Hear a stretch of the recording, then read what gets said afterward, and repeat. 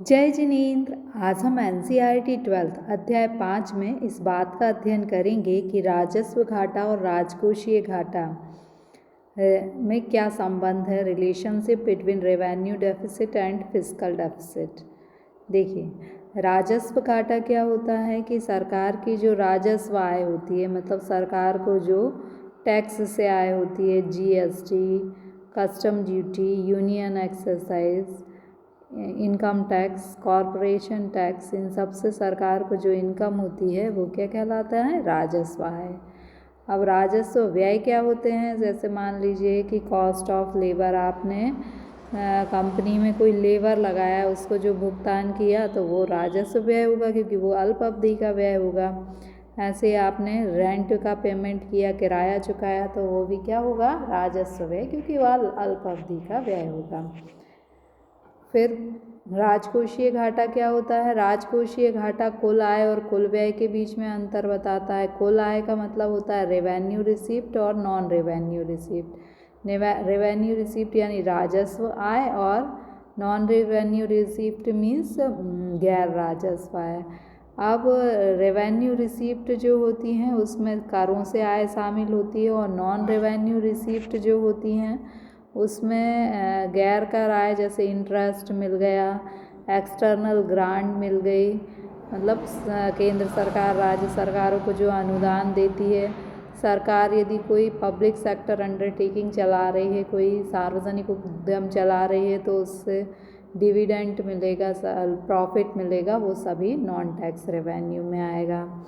अब कुल व्यय में जो होगा, राजकोषीय घाटे के कुल व्यय में शामिल होंगे आपके रेवेन्यू एक्सपेंडिचर और कैपिटल एक्सपेंडिचर। रेवेन्यू एक्सपेंडिचर अल्प अवधि के होते हैं और कैपिटल एक्सपेंडिचर दीर्घ अवधि के होते हैं। इंटरेस्ट पेमेंट करना हो, किसी को अनुदान देना हो, जैसे केंद्र सरकार राज्य सरकारों को अनुदान देती है, लेकिन ये जो एक्सपेंडिचर होते हैं राजकोषीय घाटा में आपको ये याद रखना है कि जो कुल आय और कुल व्यय का अंतर होता है वही क्या कहलाता है, राजकोषीय घाटा कहलाता है।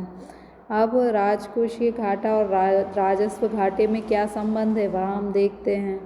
देखिए, राजस्व घाटा तो क्या है, राजस्व व्यय और राजस्व आय का अंतर राजस्व घाटा है, जबकि हम राजकोषीय घाटा देखते हैं तो उसमें कुल आय और कुल व्यय का अंतर है। लेकिन कुल आय में कौन सी आय शामिल होंगी, राजस्व आय शामिल होंगी और पूंजीगत आय भी शामिल। राजस्व आय तो ये है, तो ये तो शामिल होगी ही राजकोषीय घाटे में, मतलब कुल आय में राजस्व आय तो शामिल होगी ही, लेकिन इसमें गैर उधार पूंजीगत आय भी शामिल होगी। ऐसे ही राजकोषीय घाटे में जो कुल व्यय होते हैं उसमें दोनों प्रकार के व्यय शामिल होते हैं। एक तो राजस्व व्यय तो शामिल होंगे ही, साथ साथ पूंजीगत व्यय भी शामिल होंगे। तो ये आपको राजकोषीय और राजस्व घाटे में अंतर हुआ कि राजस्व घाटा जो है उसमें केवल राजस्व आय व्यय शामिल होते हैं, तो ये एक संकुचित अवधारणा है। और जबकि राजकोषीय घाटे में क्या होता है, ये व्यापक अवधारणा, क्योंकि इसमें कुल आय और कुल व्यय शामिल होते हैं, यानी राजस्व तो शामिल होते ही हैं, साथ साथ पूंजीगत भी आय व्यय शामिल होते हैं। केवल उधार जो है वो राजकोषीय घाटे में शामिल नहीं होता। लिखेंगे कैसे, राजस्व घाटा और राजकोषीय घाटा में संबंध जो है वो निम्न प्रकार है। पहला है, राजस्व घाटा सरकार के राजस्व व्यय और राजस्व प्राप्तियों के बीच में संबंध बताता है। यानी आप यदि राजस्व व्यय में से राजस्व प्राप्तियों को घटाएंगे तो आपको राजस्व घाटा प्राप्त होगा। यानी जैसे सरकार ने अनुमान किया कि हम एक साल के अंदर जो है 100 करोड़ रुपए की प्राप्तियां करेंगे, जबकि सरकार को वास्तव में 99 करोड़ की प्राप्ति हुई, तो इन दोनों का अंतर क्या हो जाएगा, राजस्व घाटा हो जाएगा।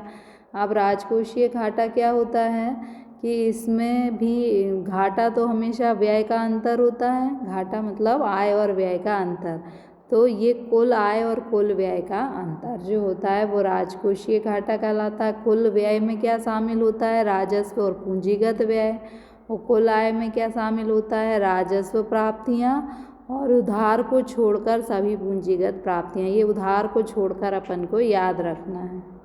इसके बाद दूसरा जो है दोनों में संबंध क्या है कि राजकोषीय घाटा जो है वो व्यापक अवधारणा है और राजस्व घाटा क्या है, संकुचित अवधारणा है। और लेकिन जो राजकोषीय घाटा है उसमें राजस्व घाटा तो शामिल है ही, इसलिए जब राजस्व घाटा बढ़ता है तो राजकोषीय घाटा भी बढ़ता है। Give the relationship between revenue deficit and fiscal deficit. The relationship between revenue deficit and fiscal deficit can be explained through the following point.